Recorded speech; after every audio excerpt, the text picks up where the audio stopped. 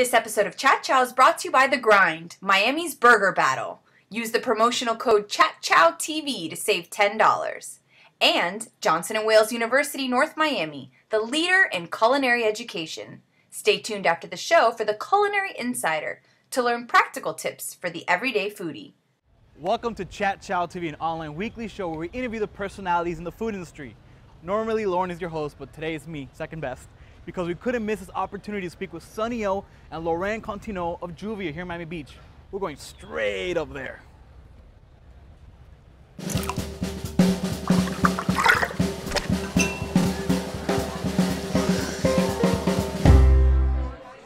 What are we drinking? Wow. Purple rain. Purple Rain? Sonny, what's in this? Chicha, the purple corn base, and then it's got vodka. Vodka. Cheers, guys. Now, were you guys part of the whole creation, the concept from the beginning of Juvia? I think the preliminary idea was there, but I call it evolution. I mean, I think it's for me personally, I mean, the whole concept of this restaurant with the natural elements of it. It is evolution. I think the food that we've come to create evolved to what it's become now. What we were working on 7-8 months ago in our heads, and what we were talking about when it came down to food, to the first time we actually made it, to the trials and tests, and it evolved to become what it is now. So if you look at some of the dishes we make now to what they originally started as, they're very different than what they were originally. Huh. Let's go there about the food. So French sushi. Is it hot, cold? Two chefs. Laurent, talk to me. Give me a little bit about how you guys split that role. No, of course, once Sonny was a part of the team, we had to maybe modify a little bit the concept about the cuisine. At the beginning, we thought to do something, not a copy-paste from what we have in St. Barth, where I have a ceviche bar, and then the cuisine is, of course, obviously more French than anything else. Because I've been working more than 10 years, or even 15 years in North and South America, I got a big influence from both North and South continents. I like to say, like, like that we don't get along in the kitchen and we argue, but we really kind of get along, and it's really kind of strange because they always say that they can't have two chefs in the kitchen, but we get along really well. I think we respect each other very much, and what we're both capable of doing, and through it all, I take care of certain aspects of certain things, and Laurent takes care of other things, and then we talk about the food in the middle, in between, right, about whether he likes something on this part, or he thinks this, or I think this, and the concept to me is very simple. We're talking about making ceviches and crudos and sashimi style dishes that, using fish and products that I would happily serve to you raw. Yeah. And now turning that into a dish. Yeah. And it's such a simple concept, but for some reason it seems to be very lacking.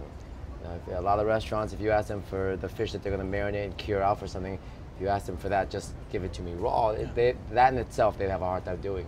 Yeah, I saw you both in the kitchen cutting beautiful pieces of huge fish. It was like, wow, it looks, couldn't look fresher than that. Go ahead. Yeah, tonight it's a busy night, so we go through a lot of fish, tuna, sea bass. And our menu, the menu that we have is not overly complicated, and because it's not overly complicated, I pay a lot of attention to I pay a lot of attention to the plate going out, but we also pay a lot of attention to the plates coming back to make sure that the plates have been are clean. Right. Yeah, I've been here now a handful of times, and I have my favorite dishes. The tuna causa croquettes, amazing. The scallops, the crudo, plancha was really good. I love the eel with the chocolate. I want to flip it on you guys. What are each other's favorite dish? What best thing Sonny does for your mind? I really like the salmon nashi.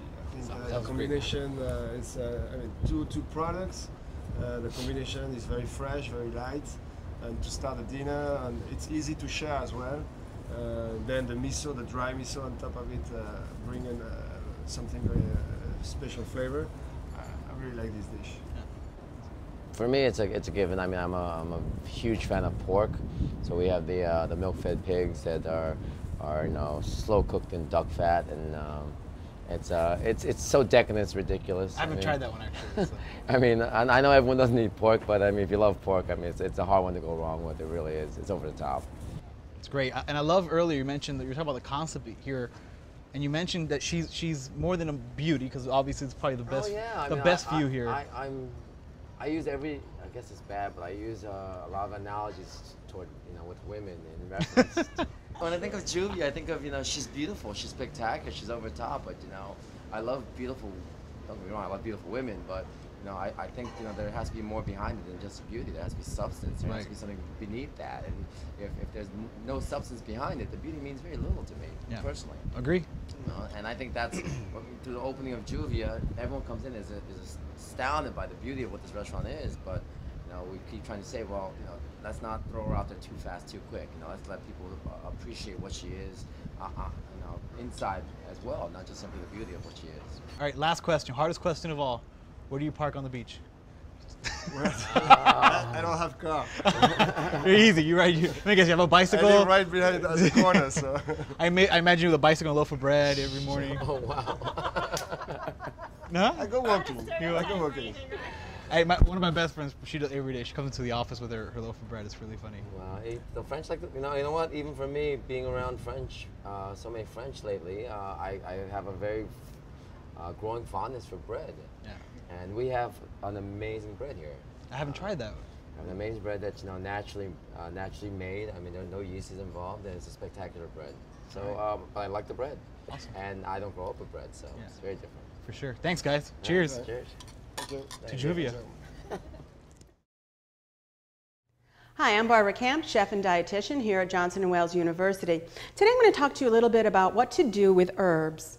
Now, you've decided to make a recipe. The recipe called for 1 sprig of thyme. Now you have all this left over. What are you going to do with it? Let it rot in the back of the refrigerator? Not anymore. So, I have got rosemary here. I'm going to pull the leaves off the rosemary. I'm going to give it a quick chop. Really, really rough chop. I'm going to put it here into my ice cube tray. You guys remember these? Everyone has some of these in the house. Filling up just about a tablespoon in each